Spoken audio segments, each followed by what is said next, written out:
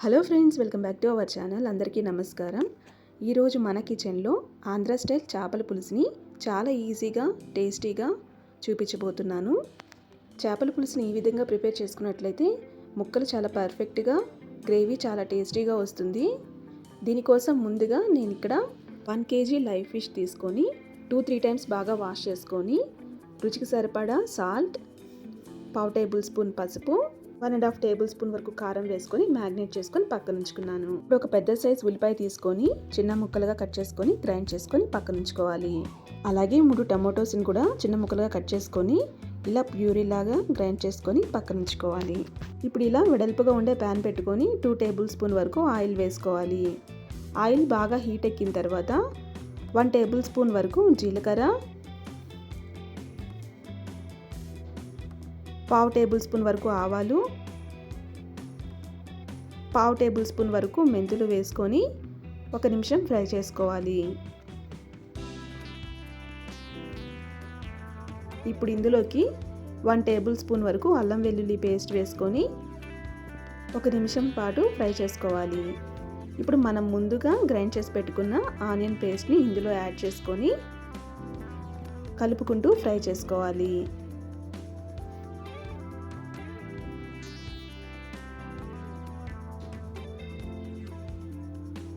అలాగే టమాటో ప్యూరీని కూడా వేసుకొని కలుపుకుంటూ 2 నిమిషాల పాటు ఫ్రై చేసుకోవాలి. ఇప్పుడు ఇలా ఆనియన్, టమాటో వాటర్ ఇనికిపోయి ఇలా ఫ్రై అయిన తర్వాత రుచికి సరిపడా సాల్ట్ వేసుకోవాలి. అలాగే 1/2 టేబుల్ స్పూన్ వరకు పసుపు, 1 టేబుల్ స్పూన్ వరకు కారం వేసుకోవాలి. ఆల్రెడీ మనం ఫిష్ మ్యాగ్నేట్ చేసేటప్పుడు వేసుకున్నాం కాబట్టి మనకు రుచికి సరిపడా అడ్జస్ట్ చేసుకొని వేసుకోవాలి. ఇప్పుడు ఇదంతా బాగా ఇలా ఫ్రై చేసుకొని మనం ముందుగా నానబెట్టుకున్న చింతపండు పులుసును ఇందులో యాడ్ చేయాలి. దీనికోసం పెద్ద నిమ్మకాయ సైజ్ అంతా చింతపండును తీసుకొని ఇలా పులుసులా తయారు చేసి వేసుకున్నాము. ఇందులోకి 1 గ్లాస్ వాటర్ కూడా పోసుకొని బాయిల్ చేసుకోవాలి. ఇలా ఈ పులుసు బాగా బాయిల్ అయిన తర్వాత మనం ముందుగా మ్యాగ్నేట్ చేసుకున్న చేప ముక్కలను ఒక్కొక్కటిగా వేసుకోవాలి.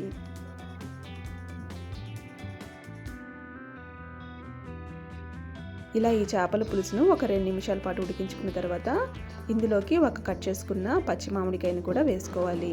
ఈ మామిడికాయ కొంచెం పండింది కానీ టేస్ట్ అండ్ ఫ్లేవర్ చాలా బాగుంది, సో యాడ్ చేసుకున్నాను. ఫ్రెష్గా గట్టిగా ఉన్న పచ్చి మామిడికాయ అయితే ఇంకా బాగుంటుంది. ఇప్పుడు ఈ పులుసును 5 మినిట్స్ పాటు మీడియం ఫ్లేమ్లో ఉడికించుకోవాలి. అలాగే ఇందులోకి కొంచెం కరివేపాకు, అలాగే 2 పారుగా కట్ చేసి పెట్టుకున్న పచ్చిమిర్చిని కూడా యాడ్ చేసుకోవాలి.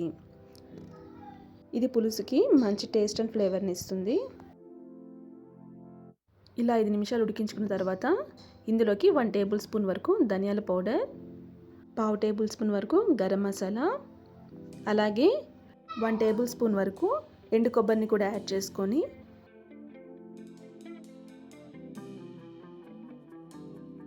గరిటె పెట్టకుండా ఈ విధంగా మిక్స్ చేసుకోవాలి. ఇలా మొత్తాన్ని ఒకసారి కలుపుకున్న తర్వాత 1 నిమిషం పాటు లో ఫ్లేమ్లో ఉడికించుకోండి.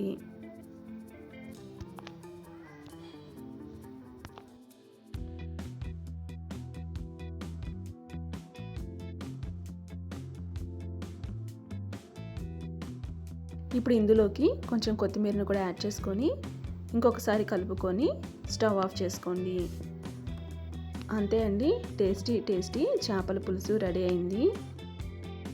చేపల పులుసుని ఈ విధంగా ప్రిపేర్ చేసుకుంటే చాలా టేస్టీగా ఉంటుంది. ముక్కలు పర్ఫెక్ట్గా కుక్ అయ్యి పులుసు చాలా టేస్టీగా వస్తుంది. చాలా సింపుల్గా, క్విక్గా ప్రిపేర్ చేసుకోవచ్చు. మీరు ఈ రెసిపీ ఒకసారి ట్రై చేసి ఎలా వచ్చిందో మీ వాల్యుబుల్ ఫీడ్బ్యాక్ని కామెంట్లో తెలియజేయండి. మీకు ఈ రెసిపీ నచ్చినట్లయితే లైక్ చేయండి, షేర్ చేయండి. మరిన్ని రెసిపీస్ కోసం మన ఛానల్ సబ్స్క్రైబ్ చేసుకోండి. Thank you for watching this video friends.